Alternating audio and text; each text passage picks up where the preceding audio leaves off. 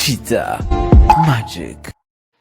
noneho baravuga ati kuba yaragarutse iraducika igera ahantu ari kure yayo, baravuga ngo usigaje amezi 12 yo kubaho, ariko muri ayo mezi 12 dushaka kuzahanagura cyangwa se kuzakuraho iyo kanseri iri mu mugongo kugira ngo itazagera mu maguru ugapfa udafite n'amaguru. ubwo ibyo nibyo twavuganyeho. uku kubagwa nk'ibihaha byo mu gice cy'urutirigongo bazabaga aho ngaho kanseri yangije cyane. yangirije yes, hano back left aho ngaho barashaka kuzahabaga, ntabwo barabona yuko, ntabwo baremeza yuko bizanaba kuko ahantu irihishe cyane. irihishe cyane, wasanga bazakora chemo na radiotherapy, ariko icyo bashaka kubihakorera si uko ariyo kanseri yangiza, oya niyo kanseri yatuma nabura amaguru yanjye. so rero niyo mpamvu bayikoze.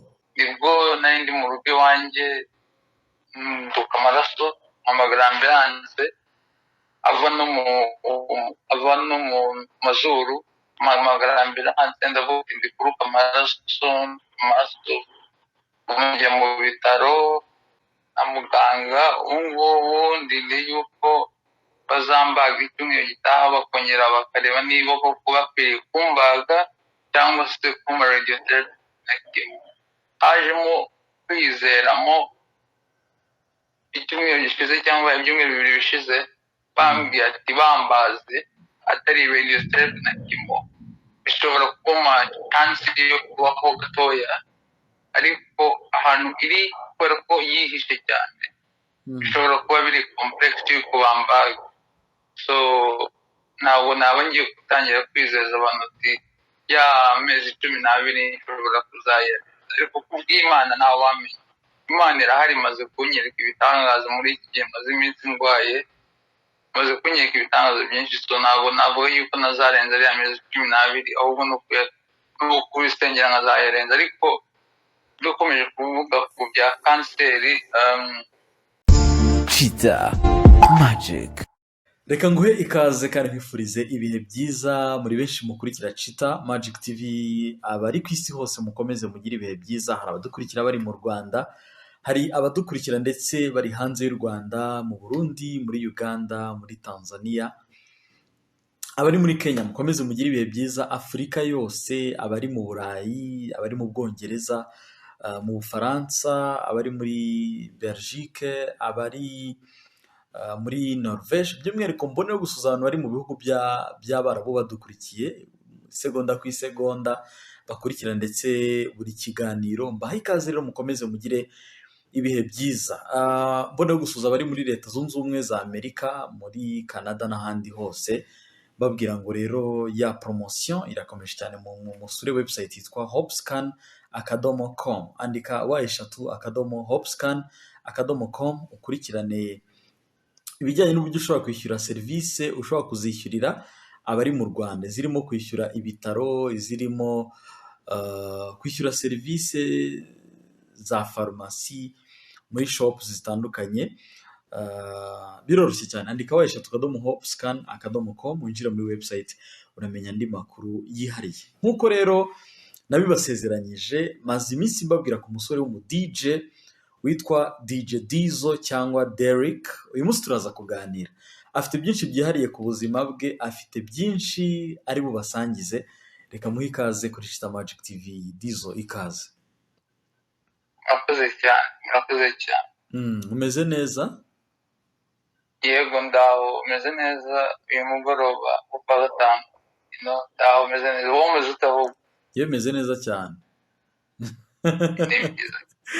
Friday yawe imeze gute? Friday imeze nuko Friday ziheruka 5-6 zimeze. ndi hano mu bitaro ahantu hitaba hospice, niho ndi. so maze igihe kirenga ko ndi hano naravuye mu bitaro. so bimeze nuko bimera buri kwa gatanu, uheruka uri feeling ureba televiziyo yawe. nuko bimeze kabiri. wowe kwa gatanu kwawe bimeze gute imbere ya kamera yawe? ubu ngubu amasaha ni DJ nari Dizzo. ngwaje ati bimeze bite wowe aya masaha imbere ya kamera yawe ko ndabizi hari twebwe hano burije cyane ariko bimeze neza, wikendi twayitangiye. Kigali nyine bisaba kwirukanka, ubundi byagera nimugoroba ukajya kuri live. Hanyuma DJ Dizzo, ibwira abantu bo mu buryo burambuye. DJ Dizzo tugiye kugirana iki kiganiro ni muntu ki, ni muntu ki mu ncamake? Dizzo nk'uko bivuze ni umu DJ w'imyaka 23 ugendera ku mazina Derek Mutambuka, aba mu Bwongereza mu mujyi wa London. Mba njyenyine ariko hari umuryango ngari uri mu Bwongereza no ku isi hose ahandi, and yeah, ni Dizzo rero. DJ Dizzo ngo ni Derek Mutambuka Derek, atuye muri London, mu mujyi wa London mu gihugu cy'Ubwongereza. Avuka mu muryango w'abana bangahe, kubera icyo ari mu Bwongereza noneho? Turi abana twese hamwe 6. Ndi mu Bwongereza kubera ko nahabaye kuva ndi umwana, nahabaye kuva ndi umupetisto, ndahiga ngeraho ndangiza kwiga bitari vuba hano, andi ubu ngubu ndakora, ariko naje kugira ibyago nyine nza mu bitaro, ibyo byose birahagarika, inzozi zirahagarika kugira ngo babanze bamvure, ariko nuko bimeze. Uwo ni Derek, ni umusore w'umunyarwanda, aba mu gihugu cy'Ubwongereza, niho yakuriye, niho yize n'amashuri. Hanyuma uraza kutubwira rero amashuri yo ageze hehe ubu ngubu? none Derek amashuri ayageze he? Ubu ngubu narangije college, nize college ndayirangiza. Ubu ngubu ntabwo nkiri kwiga, ubu ngubu nari ndi kwibanza ku DJ n'akazi, and ni ibi ngibyo nari ndi kwibanzaho cyane cyane, yaba gukorera abanyarwanda n'ibiki byose no gukora kuri internet n'ibiki byose. Nari ndi kwibanza ku buzima bw'ubu-DJ gusa, nta kindi cyari kimfasha igihe cyanjye. So nicyo cyonyine. College nayirangije muri 2018, igitangira nibwo twarangije. So narangije muri IT qualifications. Sinakwifuza kongera kwiga, ariko ntawavuga yuko natasubirayo, ubu ngubu nabaye mbiparitse byose. Ubwo ugereranyije na level z'amashuri mu Rwanda, ubwo ugeze nko ku iyihe level? narangije secondaire, ubwo ni nangira college ntabwo nzi niba muyiswe mu Rwanda. Mu Rwanda nta ariko college zabo, abantu bava muri segonderi bari batangira university nayo. Level ya mbere navuga ko umuntu aba arangije mu buryo bwa burundu ni bachelor's degree, kuko n'ubundi uze kurangiza lisansi ya mbere n'ubundi ntabwo uba wakarangije kaminuza. Iyo niyo level y'amashuri ugezeho rero. DJ Dizzo cyangwa Derek afite imyaka ingahe? Imyaka 23, nzakwiza 20 n'uyu mwaka ku itariki 10 z'ukwa munani. Ubwo wavutse mu mwaka w'1998. Exactly. Hanyuma rero mu Rwanda, sinzi niba wibuka, wavukiye mu Rwanda hitwa ngo iki?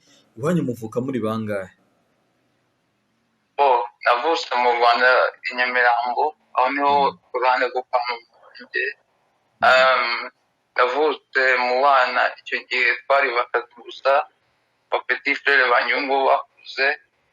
Ubu ngubu nyuma y'abo petit frere 3 hari abandi 3 baje kuvuka, and bo bavukiye mu Bwongereza, ariko 3 twari twavutse mu Rwanda. Turaza hano turi batoya, nafite imyaka 7, and tuza aho ngaho nyine mfite imyaka 7, ariko navukiye i Nyamirambo aho bita mu Nyakabanda. Iyo navutse mu Nyakabanda, and aho navukiye kabisa. yavukiye mu Nyakabanda ubu ngubu ni mu karere ka Nyarugenge mu murenge wa Nyakabanda mu Rwanda. Wageze mu Bwongereza ufite imyaka 7 nibwo bwa mbere wari uvuye mu gihugu? Niho bwa mbere nari mvuye bwa mbere njya mu ndege ahubwo yari bitangaje cyane. Okay, hanyuma DJ Dizzo ajya mu Bwongereza ku myaka 7 mwari mutuye mu Nyakabanda nibwo bwa mbere winjiye mu ndege uti byari bitangaza byagenze gute rero? Twaraje igihe twari tuje gusanga papa wanjye tuza twambaye bya giturage bya kinyarwanda imbeho ziradukubita ubwa mbere ariko yari yabyiteguye yadufitiye utujakete n'ibiki byose tw'abana tw'icyo gihe tuza ngo turikubika tujya mu modoka turataha ariko byari ibitangaje cyane, amatara menshi mu imodoka nyinshi utari usanzwe ubona i Kigali, ni ibintu byari bihambaye cyane ku maso bwa mbere ukibibona. Byari biteye ubwoba ariko byari binateye n'ibicafuta twari dutangiye mu buzima bwacu, byari byiza cyane, twari twishimiye no kumbyibuha nubwo mfite vivid memory ariko byari byishimye.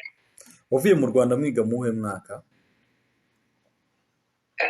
Uko nataba mbyibuka cita nawe ngiye kukubeshya n'ukuri. Gardienne wari warayize? Kukubeshya nkubwiye. Gardienne narayize, nigaga apasi muri Gardienne, nigaga apasi muri Gardienne ariko niba naravuye ndi mbere mwaka kabiri sinibuka neza nawe ngiye kukubeshya kabiri ariko ndibuka apasi muri Gardienne kabiri. Ubu ni DJ Dizzo. Hanyuma rero mu Bwongereza warahageze, niho wakuriye n'abavandimwe bawe, nta kindi gihugu watembereye nk'i Burayi cyangwa hanze y'u Burayi? Nawe ngiye kukubeshya usibye tuza mu Rwanda muri vakansi mugaca mu kibuga cy'indege nawe nkweshye yuko ari ibindi bihugu natembereyemo mu Burayi, nawe ngiye kukubeshya ariko tubicamo uca mu bihugu byinshi mbere y'uko ugera i Kigali, ariko ntabwo warenga ikibuga cy'indege ko hari kuba hari mu Burayi. Ndi kuvuga uri kuza mu Rwanda ntabwo wigeze uhagarara mu kindi gihugu ahubwo wabaga uri mu kirere. Ni DJ Dizzo on the mix dukomeje kuganira kuri Chita Magic TV. Hanyuma DJ Dizzo uyu munsi muri London aho uri ubu ngubu, nabonye ahantu uba wenyine, ntabwo hari famiye nta n'abandi bantu mubana, ni ahantu hameze gute? Niba bitagoye naguze ko hatwereka. Yego twese abarwayi tuba dufite icyumba cyacu, buri babiri dusangira dushe, gazi paperi amwereke n'icyumba ndaramo. Ni ahantu hakize cyane udapfa kubona urusaku, haza abantu hano ubundi iyo barwaye indwara zitazakira cyangwa iyo bari gupfa. Ubu ngubu nanjye ndi hano ndashaka kubakwereka niba nta kibazo. Nta kibazo hatwereka. Yego naza.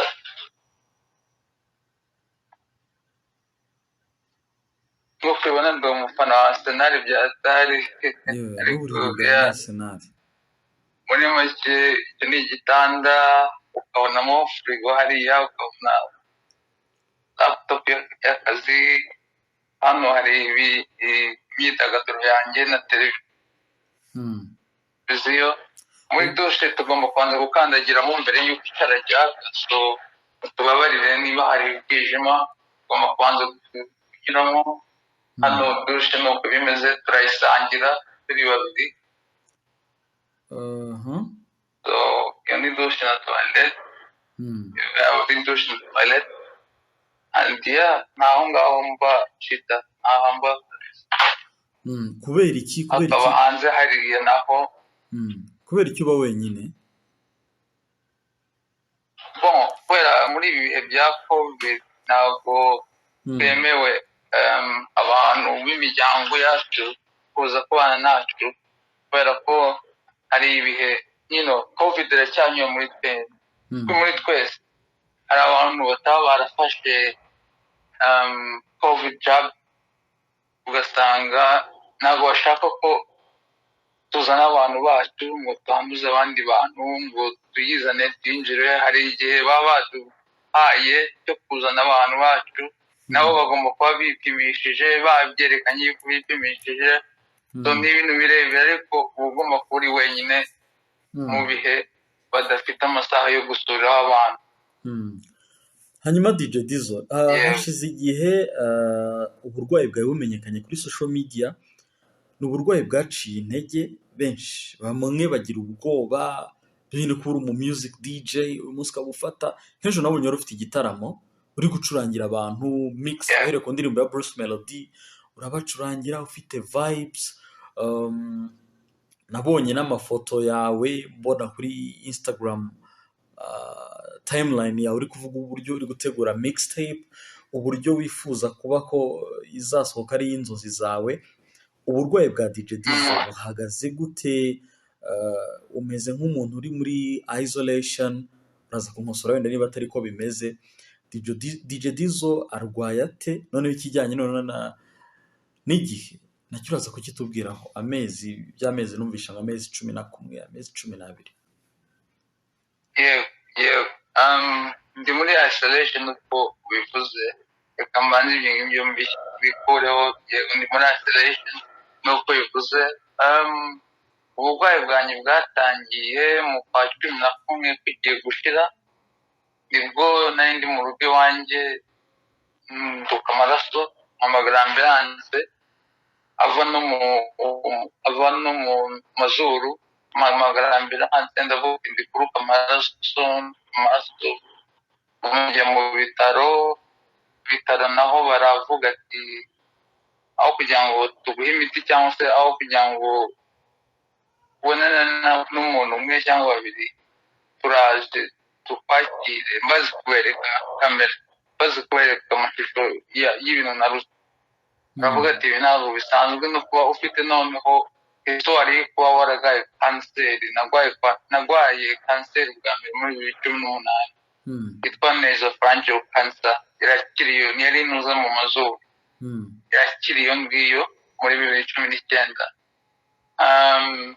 Noneho baravuga ati kubera waragwaye kanseri ntabwo twapfa kureka ngo utahe tutabanje gusuzuma ibintu ngo tugushyire mu mashini, tugushyire muri live bikore akazi kabyo, bereke niba nashobora kuba urwaye. Noneho biza kugaruka byerekana yuko umunsi ukurikiye, mbese yerekana yuko hari ahantu h'ingenzi bagomba kureba mu mugongo wanjye no mu bihaha no mu nda. Baza gusanga hose nkubwiye harimo kanseri, ahantu hari advanced cyane hari mu mugongo, aho babonye lump ya centimeter 3.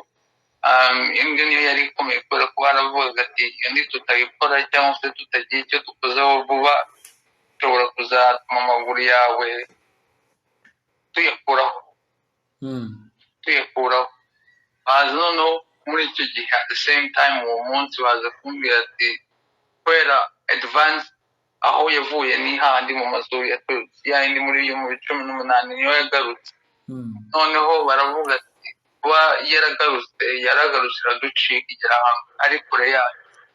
Baravuga ngo usigaje amezi 12 yo kubaho, ariko muri ayo mezi 12 dushaka kuzahanagura cyangwa se kuzakuraho iyo kanseri iri mu mugongo kugira ngo itazagera mu maguru ugapfa udafite n'amaguru. Ubwo ibyo nibyo twavuganyeho na muganga. Ubungubu ndinde yuko bazambaga icyumweru gitaha, bakongera bakareba niba koko bakwiriye kumbaga cyangwa se kuma radiotherapy. Hajemo kwizeramo icyumweru gishize cyangwa ibyumweru 2 bishize, bambwiye ati bambaze atari radiotherapy na chemo bishobora kuma kanseri yo kubaho gatoya, ariko ahantu iri kubera ko yihishe cyane bishobora kuba biri complex yo kubambaga. So ntabwo ngiye gutangira kwizeza abantu ati ya amezi 12 nshobora kuzayareza. ariko kubw'Imana ntawe wamenya. Imana irahari, imaze kunyereka ibitangaza muri iki gihe maze iminsi ndwaye, imaze kunyereka ibitangaza byinshi, so ntabwo navuga yuko nazarenza ariya mezi 12, ahubwo ni ukubisengera nkazayarenza. Ariko dukomeje kuvuga ku bya kanseri, aho ahandi iri nta kindi babikorera, kuko yahageze ikahagera bakayibona bitinze, nta kindi bakora usibye kureka ikanyica. nawe hari igihe washobora kuvuga ati reka tumuhe radiotherapy na chemotherapy, icyo ari cyo cyose bazamuha sinzacyanga, kabisa sinzacyanga, kuko ndashaka kurwana n'iyi ndwara, sinshaka kuzicara aho ngaho ngo intware. Mfite imyaka 23, nuko ibonye fizike yanjye, nuko bibonaga ku mafoto aho kuri Instagram fizike yanjye, urabona yuko nshobora kurwana, urabona ko nyiri umusore arasaza ho gatoya. So nshobora kuza, ndashaka kurwana n'iyi ndwara nkayitsinda, kuko ni shitani, kandi ntabwo wareka ngo shitani ngo atsinde. So ibyo nibyo indwara yanjye uko yavutse, byatangiye ndi kuruka mu cyumba cyanjye gusa, mva n'amaraso mu mazuru, njya kwa muganga, mpamagara ambilanse njya kwa muganga. Ngiye kwa muganga baravuga ati kubera ko warwaye kanseri bwa mbere muri 2018 mu mazuru yawe, ntabwo twakwemera yuko wataha gusa, utwaye imiti ngo tugiye kureba niba kuruka bizakiza. Kubera ko nari narutse amaraso, ntabwo nari narutse ibiryo gusa, nari narutse amaraso ashaje. So yarutse, baravuga ati reka tumugumishemo hano, tuzakore ama examen agomba gukorwa kugira ngo tumenye icyo ushobora kuba urwaye.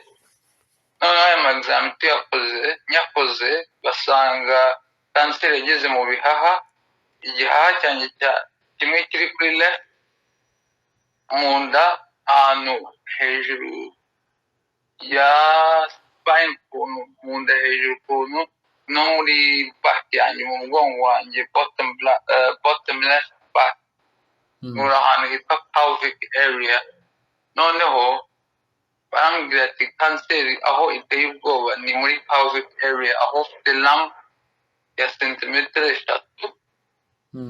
baravuga ati iyo ngiyo tugomba kuyibaga, kubera ko iyo tutayibaga izakuraho amaguru yawe. hanyuma izindi uku kubagwa nk'ibihaha byo, iyo treatment sintekereza ko bishobora ibihaha babibaga nk'iyo side left ho ushobora guhita upfa. ubwo bazakubaga ni mu gice cy'urutirigongo bazabaga aho ngaho kanseri yangije cyane? yangirije, yes, hano back left, aho ngaho barashaka kuzahabaga. ntabwo barabona yuko, ntabwo baremeza yuko bizanaba, kuko ahantu irihishe cyane, irihishe cyane. wasanga bazakora chemo na radiotherapy, ariko icyo bashaka kubihakorera si uko ariyo kanseri yangiza, oya, niyo kanseri yatuma nabura amaguru yanjye. so rero niyo mpamvu bayikoze. aho handi kanseri yageze byarakererewe, bashobora kuzakora treatment yindi iri kuvuga ati reka tugerageze, ariko nta cyizere kibirimo usibye kwizera Imana, nta kindi cyizere usibye kwizera Imana nyine. inshuro ya mbere upostinga kuri Instagram ni nabwo nabonye post ya Yago apostinga logo yawe n'indi foto yawe, avuga ko uri umu-DJ w'umunyarwanda uba muri United Kingdom, mu gihugu cy'Ubwongereza, wifuza ko nibura ibyo akora byamenyekana mbere y'uko ava kuri iyi si. Ku giti cyawe ndetse n'ubu buryo uri kubivugamo, bigaragara nk'aho ukomeye, ariko mu kuri biteye ubwoba. Niki cyakomeje famiye yawe? Niki cyagukomeje muri situation urimo kinakomeje kugukomeza? ahubwo icyankomeje ni famiye, kuba mfite famiye isenga cyane, barankomeje mu gihe ibintu byasaga naho byarangiye. iyo umuganga yinjiye buri munsi akubwira amakuru mabi mabi mabi mabi, hari abantu bakiheba bakajya mu gikoni bakarira. Ariko kuba ngewe mfite famiye nini cyane kandi nasenga yizera Imana, yatabaje n'abandi bantu bose nari nzi, abamama n'abapapa bakansengera ahantu hose kuri ino si yose bakansengera. Ibyo binkomeza, ayo masengesho niyo ankomeza cyane. Ugasanga ndizera yuko Imana izakora ibitangaza, kuko nagiye numva ubuhamya kuri audio descriptions abantu bagiye banyohereza, nagiye numva ubuhamya ku bantu bwabo kuri telefone. So kunkomeza navuga yuko ari famiye yanjye yankomeje mu masengesho. Nicyo kintu kinkomeza, mu gihe abaganga buri munsi iyo baje kumbwira ikintu ataba ari ikintu cyiza. hanyuma DJ Dizzo ninde wagukomeje muri famiye mbere y'abandi? Ni mama, ni papa, ni abavandimwe, ni ba tante, byagenze gute? Ndibuka icyo gihe bambwira yuko bashaka kumbwira amakuru atari meza.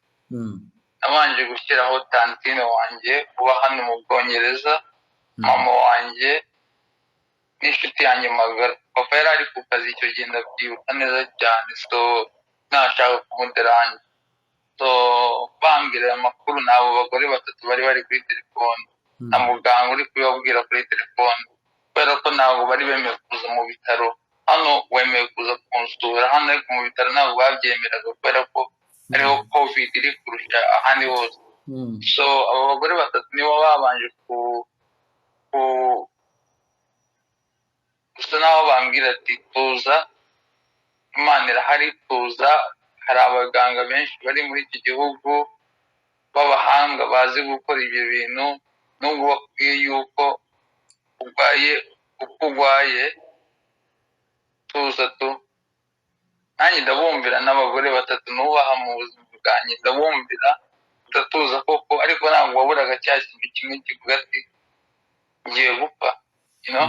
Icyo kintu cyankuruze mu mutwe ho gatoya, ariko bigera aho ndavuga ati urazi, mbere yuko mpfa ngomba kurwana. Imana yabaye ubushobozi bwo kurwana, rero ntabwo uzanshaka yuko nzagenda nicara hariya ngo nihebye. Guhana n'iyi kanseri kuko ni shitani. Nawe utakifuza kurwana na shitani afite imbaraga no kurwana nazo, cyane cyane iyo ufite Imana ku rutugu rwawe ivuga ati rwana, ndahari mwana wanjye, urarwana. So banyijeje yuko Imana turi kumwe, bambwira inzira nyinshi cyane nagiye ncaho mu buzima bwanjye, aho Imana yangaruye. Abantu benshi baravuze ati bigiye kurangira, ndavuga ati reka nzagerageza.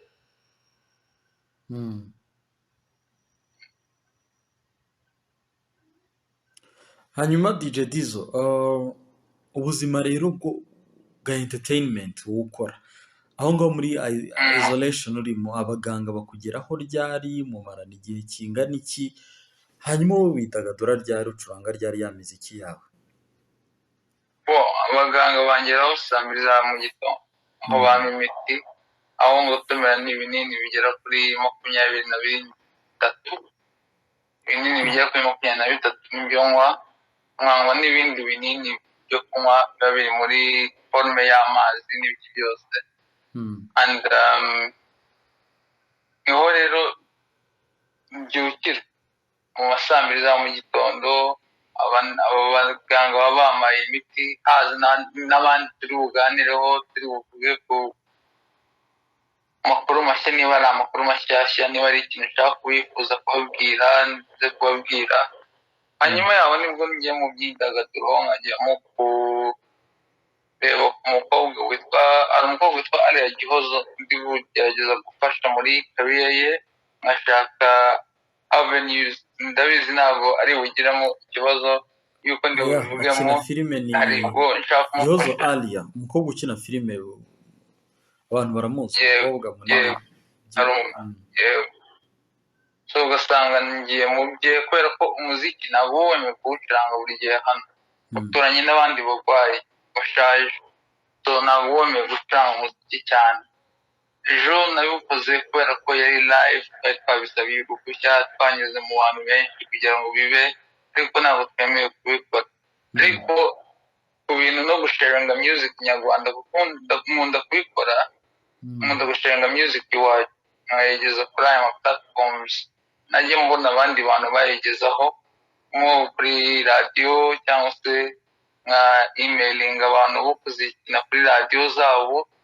Umudije twari turi kumwe amaze kuzikina kuri set, kandi afite amaseti kuri radiyo akomeye muri iki gihugu abiri akoraho indirimbo za Gabiro Gitanda. Ndabizi ko yigeze no postinga avuga yuko ibyo nigeze kubimufashamo, n'umuhungu azabikubwira.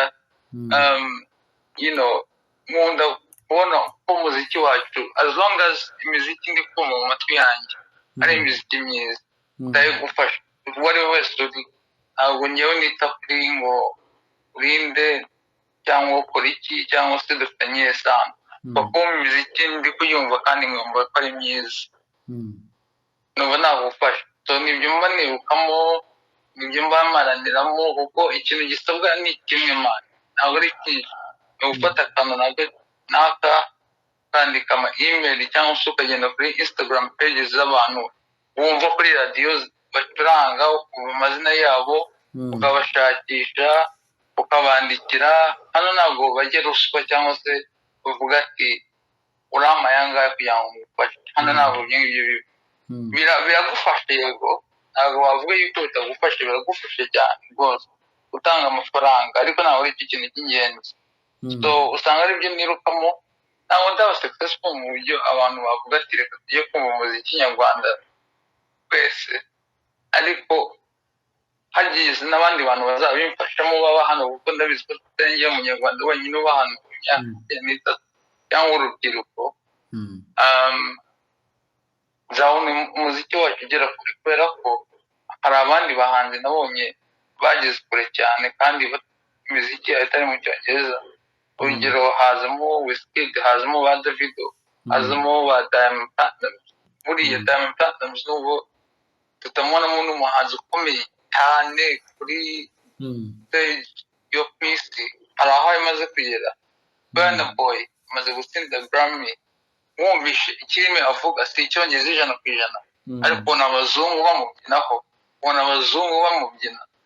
So hari aho twagera turirimbye indirimbo zacu, turirimbye mu kirimi cyacu, bakuba turi kuvibinga abakunzi bakumva icyo bashaka kumva. Good music iki cyonyine dukeneye gukora. So usanga niyo mbaraga birimo kwemailinga abo bantu n'ibindi byose. Dizo, aho ngaho ni ku muziki. Hanyuma mukanya uraza kumbwira uko bifatanya n'uburwayi bwawe. Schedule y'umunsi kuri Dizo ibiteye gute muri iyo isolation room urimo? Ubuzima bumeze gute? Wari utangiye umbwira ko mu gitondo unywa hafi ibinini 24, umunsi ukomeza gute guhera izo saa 2 za mu gitondo? Schedule y'umunsi biteye gute? So ndabyuka saa 2 nkanywa ibyo binini, baba bambyukije saa 2 kuko ndi umunebwe byatari bigeze mu gukunda umubiri bwanjye. Ndabyuka saa 2 nkafata ibyo binini, nkaba ndabyutse, nkagenda nkareba ama messages aba hari, ayo banyandikiye, ayo bayanyandikiye, nkasoma, nkasubiza ama emails, nkasubiza buri muntu wese nkeneye gusubiza mu gitondo. Saa 5 zagera bakatugaburira lunch hano. Muri icyo gihe mba ndi kwandikirana mu bantu, gusubizanya mu bantu, gushaka abo bantu bose ndi kubwira bo tuba turi kwandikirana bahangaha, ndi kumenyana nabo n'aba fellow DJs, tukandikirana, tugasharinga music, tugakora iki. So iki ni igitondo cyanjye, ukuntu kiba gisa cyose ni social media gusa.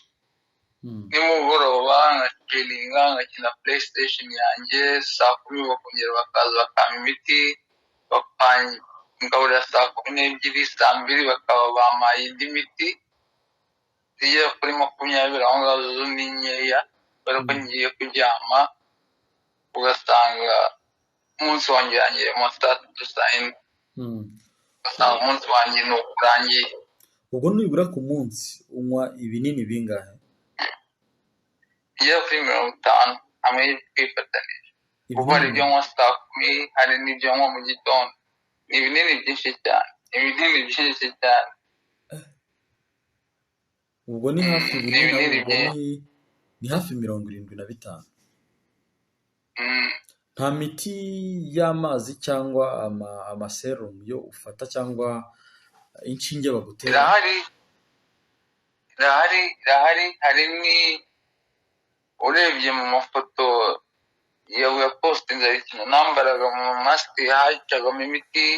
Hari n'ikindi nari mfashe mu nda, nahoraga mekeye, nari mfashe cyaneragamo muri serumu mu nda yanjye amasaha 28 ku yandi. ariko kubigeraho barambwira ati ntabwo nyikeneye. Hari kuba nk'imiti, hari imiti nywa muri izo ngizo zose ntabwo ari uko nzimira gutyo. Hari izo nywa, hari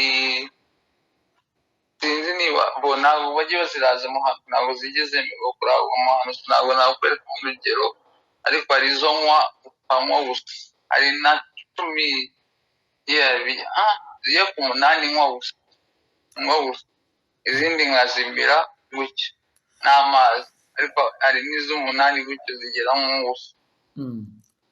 ubwo nka session imwe y'ibinini 24 cyangwa 20 ubinywa mu mazi biri liquid, biri amari liquid, cyangwa donc hari ukuntu hari ibiri muri liquid, hari n'ibinini. Liquid bigera ku 8, ibyo by'ama liquid agera ku 8, ugasanga 14, 15 gutyo muri tablet. ni ibinini mu kantu gatoya, mu kantu sinzi niba nta kantu ufite nakwereka kubishyiramo, ariko nkabinywa tu, amazi yuzuye igikombe nkabinywa kabisa, bikamanuka. nayo bimaze kubigira professionnel, ntabwo bikenera ikibazo. ariko ibyo binini byose ndabikeneye kubera ko iyi kanseri ahantu imaze kugera, nabifashe yanyica naratangiye no kurwana no kuba ndi kwivuza kuri treatment. Iyi binini ni treatment ubwayo, ariko nabo natangiye no kurwana binyuze muri radiotherapy na chemo. So ibyo binini ntabwo ari byinshi cyane, si byinshi cyane, namaze kubimenyera. ni ibinini mpfa kugotomera, ni naho mba ndi kunywa igikoma muri make, mba ndi kumanuka biri kumanuka. DJ Dizzo, muri schedule yawe ntabwo numvishemo amasaha cyangwa time yo gusenga, byo bikora ryari? gusenga ni nijoro, mbere yuko mfunga amaso yanjye ndicara. harimo no kuba nsenga ndi kuba kuri telefone mu gitondo, ndi kuri social media, ugasanga abantu barampamagaye turasenza, ariko cyane cyane nijoro. hari n'umutante najyaga mbikorana nawe, ambwira tuzagura amavuta uzajya usiga ahantu ubabara, uzagura amavuta yo gutekesha.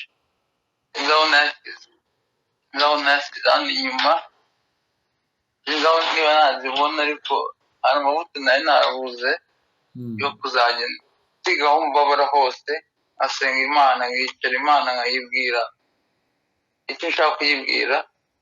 ntabwo bifata iminota 20, ntabwo bifata isaha, ntabwo bifata. ni amavuta atameze nka pomade zisanzwe?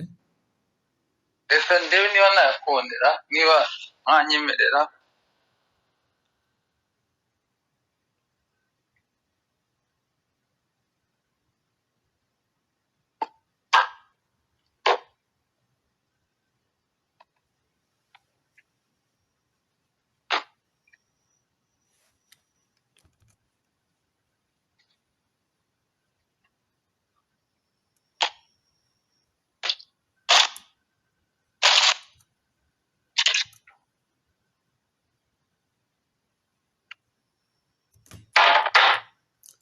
amavuta wayabonye?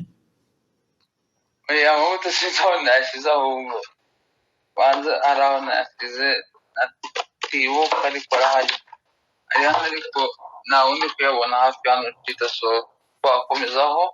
nta kibazo, reka dukomeze. Amavuta ni amavuta ameze n'ayishyira muri salade, amavuta apana utekesha ushyira muri salade uri gukora, amavuta asanzwe utekesha.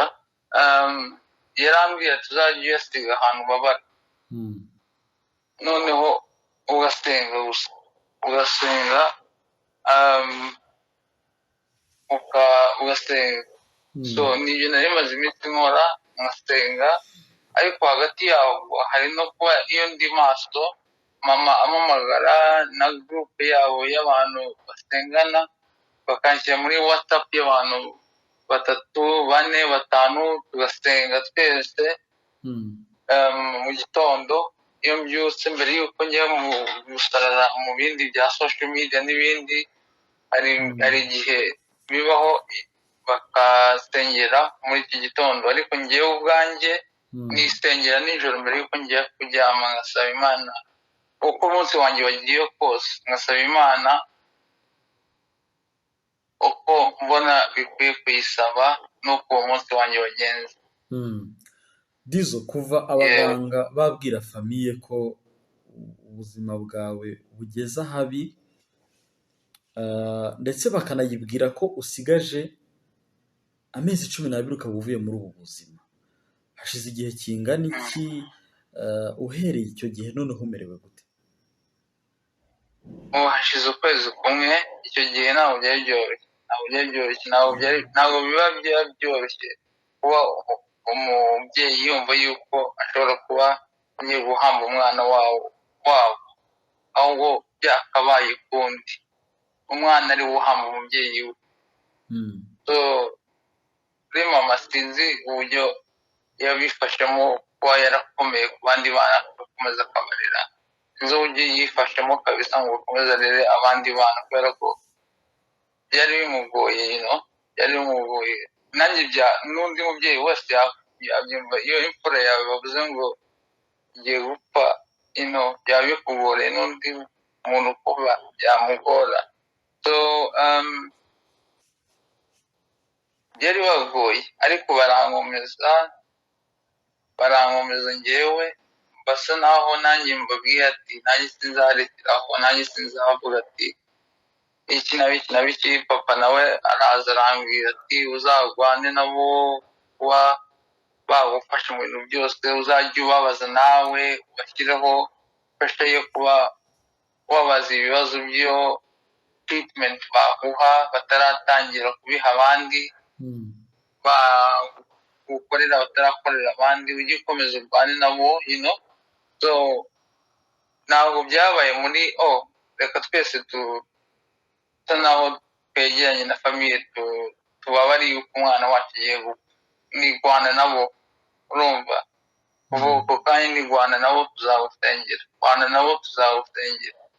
Ntibavuge ngo bazakubaga gusa, aho handi hose urwaye naho hakira, bakomeze bakore treatment, bakomeze bakore bakomeze bakore icyo ari cyo cyose bakora. naho nibashaka kubabaga bahabage. Urumva nyine stress zawe nawe uba ufite nyuma y'uko wumvishe ibyo bintu, nawe ubuze ikintu watura, uravuga gusa ati ni ukugwana nabyo, ukagwana nabyo, ntugumeye ngo wihebe ngo yego, ntabwo byagakwiye gutuma wiheba. Hold your head high, urwane nabyo. Byuka mu gitondo uganire na muganga, akubaza ibibazo nawe umubaza ibindi. Tuzageraho hari igihe Imana ishobora kuzakora ibitangaza. Amezi 12 bamaye nkayarenga, ubu ngubu ukwezi kwa mbere twarakurenze, hasigaye amezi 11 bamaye. Ubwo nimbona tuyarenze, ibirori bizaba ari byinshi cyane.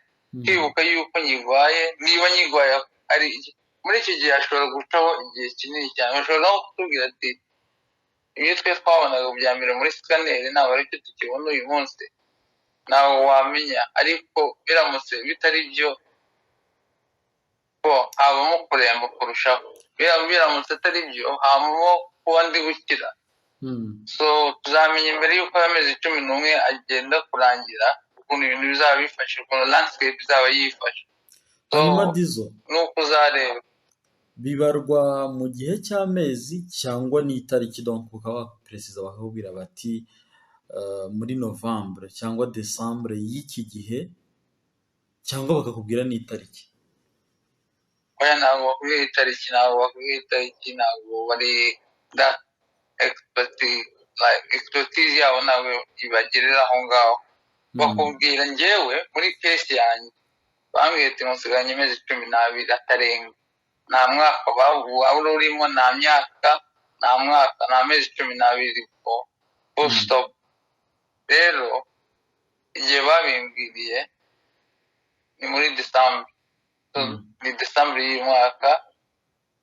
Biramutse bitagenze uko twese twakwifuza, Imana ikantabara, December naba nagiye. Uko byagenda kose humura, igikomeye ni uko wowe na famiye muri gusenga, igikomeye ni uko mugikomeye ku Mana, kandi mwiringiye ko bizakunda. Hari abantu bari ubuzima nk'ubwo burimo bamaze kwiheba, bafite ubutunzi bw'iyi si ariko bari gutonganya Imana, bahibwira bati Mana kuki ibingibi ari njye bigezeho, kuki? Donc hari benshi batonganya Imana cyangwa se bayicira imanza, bati rwose Mana naragusenze, nakoze buri kimwe ariko ntacyo umariye. Wowe na famiye ntimuzateshuka ku isengesho, umunsi ku munsi nubona umunsi urenze, uko umunsi wawe urangira ni nk'uko n'uwacu twebwe abibwira ko turi bazima bimeze. Ujye ufata umwanya rero wiragiza Imana, uyishimire kugihumeka, nibura kuba wowe uhumeka, ubasha gukoresha telefone, ubasha gucuranga umuziki ukunda, ubasha kuba waganira na famiye. Wowe kuri wowe haraburusha ubuzima. Hari abari mu byuma bibongerera umwuka, hari abari mu byuma bibongerera amaraso, byongera ingingo, byongera buri kimwe. Wowe rero kuba ushobora kugenda, kuba ukibasha no kunywa imiti batayigutera mu maraso, cyangwa ngo abari amarikide bagutera mu mubiri, Imana iracyafite ijambo ku buzima bwawe Dizo.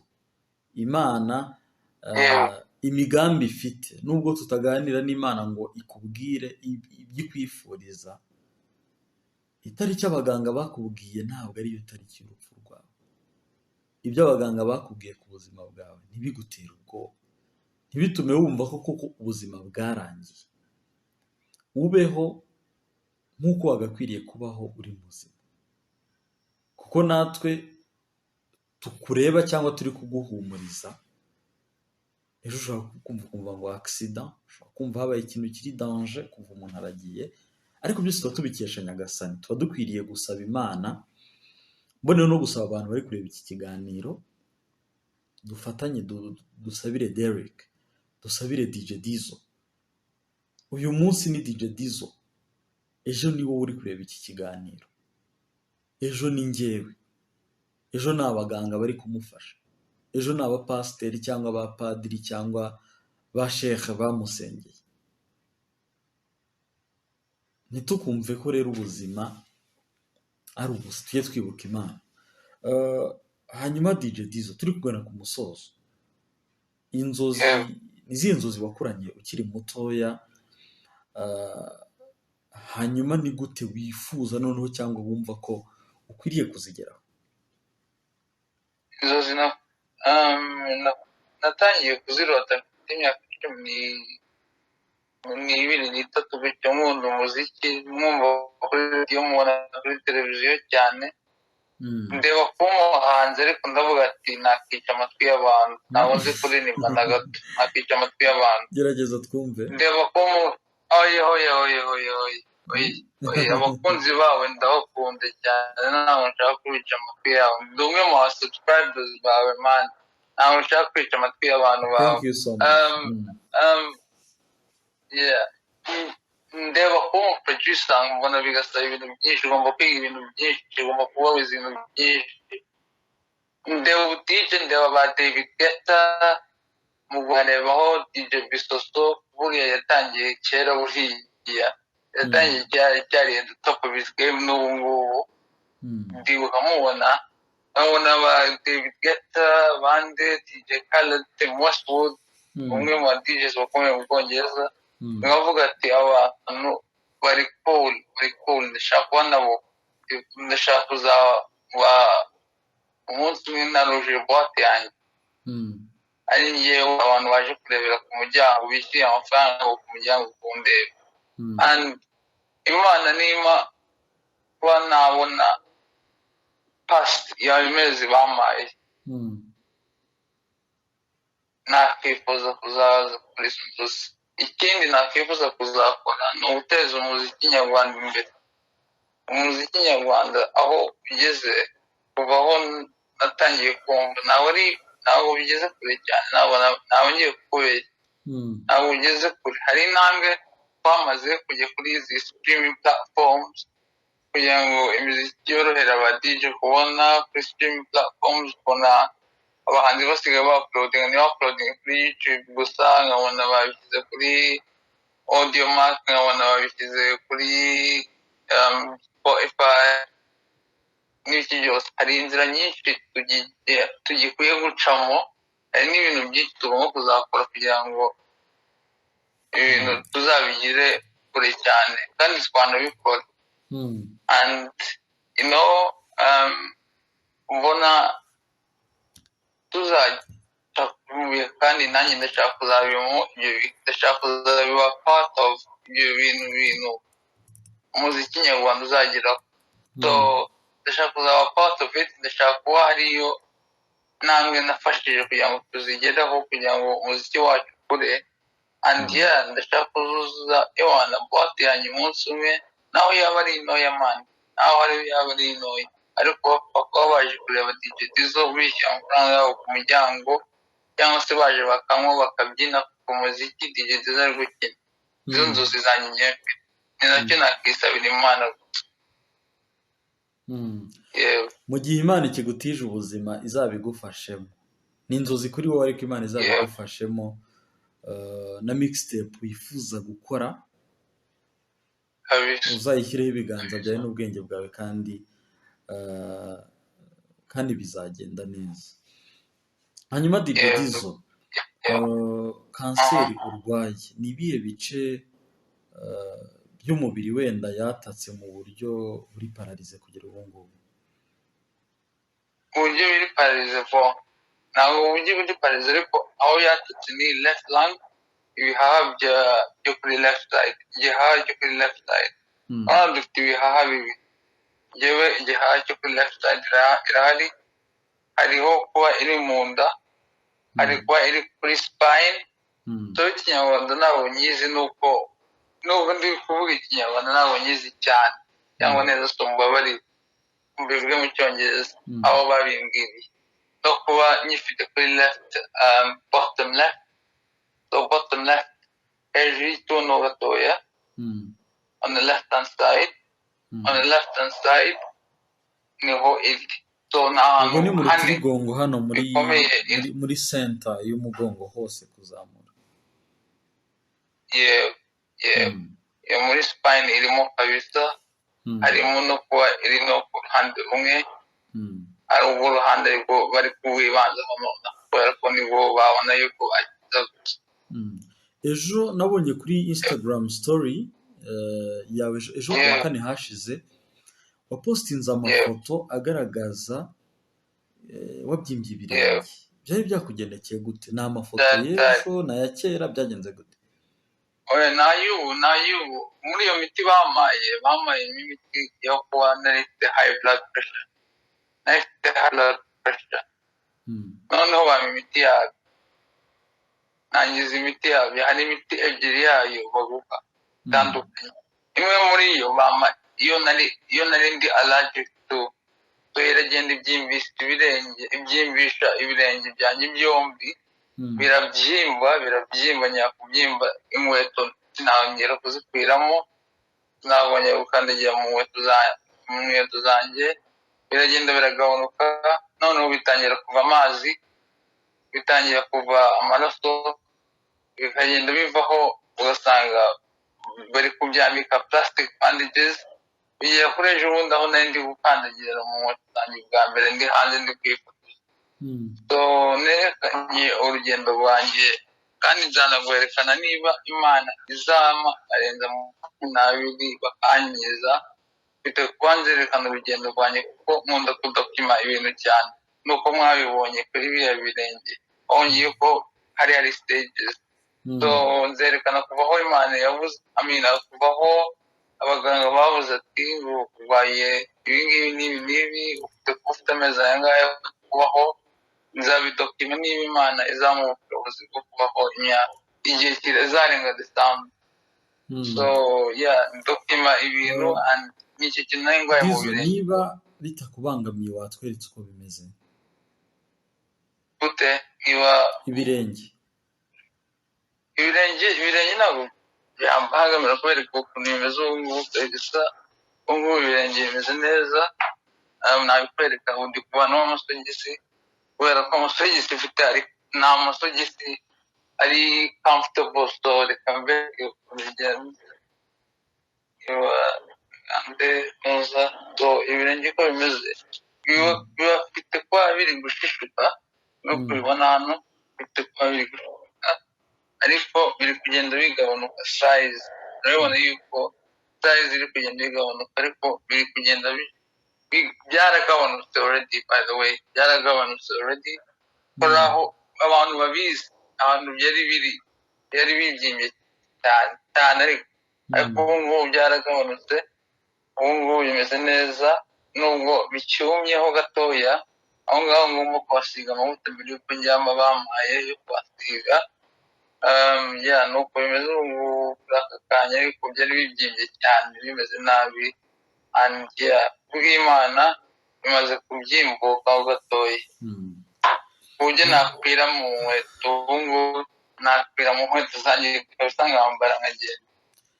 Dizo nakubwira ni pole sana. Komera. Abanyarwanda bamaze kukumenya baragukunze. Mbonye nka post washyize kuri Instagram ku itariki ya 13 Mutarama 2021 hariho umunyarwandakazi waguhaye pole akubwira ko uzakira. Nubwo no ku zindi posts hariho abanyarwanda basigaye bagukurikira. Nakubwira ni komera, ko byagenda kose igihe kizagera usubire mu buzima nk'uko wahoze, usubire mu kazi kandi ujye wizera Imana, ntuzigere ucika intege.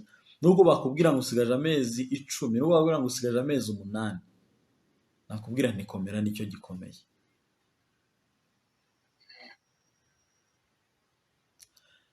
Hanyuma rero turi gusoza, ngiye kukubaza ku tuntu nka 3 tw'utuntu n'utundi. Akambere uri gukeka ari akahe Dizo? Akambere uri gukeka ari akahe ngiye kukubazaho? Ubuse tugiye muri ngira kuko turarangana. Ntiwamenye kabisa, wamenye ngaho. Gesinga iminota 5 yo gusoza. Ngiye guhitamo umenye ikintu ngiye kukubaza. Kimwe muri byo cyangwa umuntu ngiye kukubazaho. Urambaza nusu, urambaza the black. Kubera icyo utekereza the black? Yaramvuze ejo bundi muri interview mwakoranye nziza cyane. Yaramvuze ndatekereza yuko ari mu bantu kuri kumbaza. Dore ko maze iminsi ndi icyo ndashaka kukubaza rero nibyo koko by'ukuri byari ubushuti hagati yawe nawe byavuyemo urukundo? Umukobwa aragukunda cyane nk'uko nabonye bimwereka? Bimaze igihe kingana iki? Maze ibyumweru bitarenga 3. Maze igihe bitarenga ibyumweru 3. Natangiye kubona kuri show yawe bwa mbere muherukana, atari iyi ngiyi nyine mwakoze. Iyo mwaherukanye bwa nyuma niho namubonye bwa mbere. Ndavuga ati uyu mukobwa atandukanye n'abandi, reka nzashake nomero ye. Ndazishaka kuko nawe uzi igihe byabereye. The last interview wamuhaye haciyemo igihe. So umunsi umwe mfakuza iwawe gutyo ndamwandikira, mbona aransubije, turaganiriye nanjye ndabikinaho. ndavuga ati reka simvuga amarangamutima yanjye straight away gutya mubutse, reka mbanze umenye uyu mukobwa uwo ari we, amazina ye, icyo akora, icyo akunda mu buzima, icyo yanga, and mu byumweru bitatu bishize twabigize official. Wow, good luck mu rukundo. Murakoze cyane. Icya kabiri, ninde muhanzi nyarwanda DJ Dizzo akunda? Yanashyizemo amarangamutima. Nashyizemo amarangamutima. Oya, uyashyiremo kuko n'ubundi niwe ubakunda. Gabiro Gita ni umuhanzi mwiza cyane. Ni umuhanzi mbona ari umuhanzi ushyiramo intege zirushize abandi. Afite na comeback nziza cyane, yakoze cyane. Usibye Gabiro Gita, undi ninde? Juno Kizigenza, mbona ari umuhanzi uri kuzamuka kuri speed nziza cyane. Wow. Wumvishe extended playlist ye? Nawe ndayumva, ariko ni imwe mu bintu ushaka kuyumva. Irahari iriho indirimbo zitwa za Monica, za Birenze n'izindi zitandukanye. Yitwa 6 kilograms. 6 kilograms nzayishaka kuri YouTube. Hanyuma female artists. Female artist navuga ko ari Marina at the moment. Hari abandi se bari kuyikorera. Marina navuga yuko ari female artist. Hari ba Ariel Ways, hari ba Knowledge, Butera, hari Charlie and Nina nabo bagarutse. Hari inshuti yawe Sini nawe n'ubu. Arangije ahubwo Aisha arangije ariko nawe ndamwemera. Ugiye kureba kuba OGs, ku bantu bari pioneer muri muziki nyarwanda kuri female artist, bavuga ko Sini na Butera, Queen Cha na Young Grace bari muri abo bantu. Ariko urebye ku bantu bari kubikora ubu ngubu, navuga yuko Marina ari umuhanzikazi urenze. Anyways, namwumvishe live umunsi umwe mu Iwacu Festival Music, akora ari backup singer wa Jay Polly. Niho hambere namuboneye ari backup singer wa Jay Polly on the live. Yes, so nawe n'umuhanzikazi nawe nemera kuko ariko Marina ubona yasubiza ubwa mbere mu mutwe. Okay. Arakoze cyane, yitwa DJ Dizzo, adusangije byinshi ku buzima bwe. Harimo ibigoye, harimo ibitamworoheye kubera situation y'ubuzima arimo. Ari muri isolation, donc umumenyereye ibitaro cyangwa se kwa muganga kuri hospital, ariko we ari ahantu mu nzu zisanzwe batuyemo ariko none bavurirwamo, nubwo zitari ibitaro ariko harimo ibikoresho byo kwa muganga, abaganga bamugeraho bakamusura. Yadusobanuriye ibya kanseri ye, aho igeze, uko ihagaze, icyizere gihari, ndetse anatubwira ko famiye ye bakomeje kumusengera no kumushyigikira.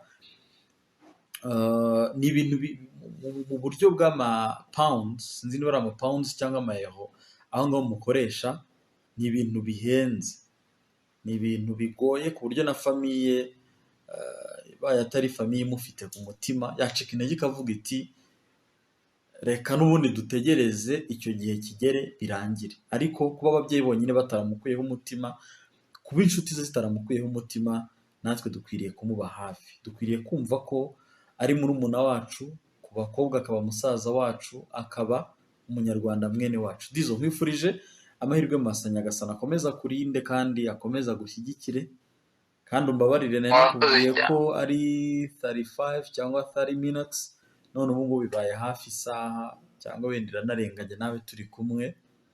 Gusabye imbabazi twatinze byaryoshye kuko nyine kuvugana no mu legend, so nta kibazo kandi twari turi kuganira no legend. Ariko yanandi kuganira n'umugabo uzazwe nkunda kureba, so nta kibazo na gato. Iki nabwira abantu bari kutureba, nimukomeze kunsengera, amasengesho yanyu nubwo atangiraho bwite wangereho, ndabizi yuko mu ngo zanyu muri benshi muri gukomeza kunsengera, so bari kubikora no kutarabikora mubare mubikore, kubabikora murakoze kabisa, mukomeze. Imana ntabwo izabura iyo yumva muri twebwe, ntabwo izaburamo iyo yumva muri twebwe. Ntabwo turi abantu bake cyane kuri ino si y'abanyarwanda n'abanyarwandakazi, n'abandi bantu bose bakurikiye ibi biganiro byawe Chita. So mukomeze kunsengera, kubansengera, kubutaransengera nabwo mushatse gutangira mwatangira kabisa, murakoze cyane. mwakoze cyane namwe DJ Dizzo kuba duhaye n'uyu mwanya tukaganira. Abakeneye kumenya byinshi kuri DJ Dizzo mugende kuri Instagram yitwa Dizzo on the Mix, cyangwa se wandike DJ Dizzo official urahita umubona. Kuri timeline ye handitse ngo find my mixtapes when you tap that link below. Mixtape classic tunes from the motherland is out. Ubwo ni Rwandan music, akandikaho ngo igihe.com and inyarwanda article link. Hari link ihari hano ya DJ Dizzo ushobora kubonamo ama links y'ingenzi mu buzima bwe, urushaho no kubona mixtapes ze, kandi nakubwira ni be blessed.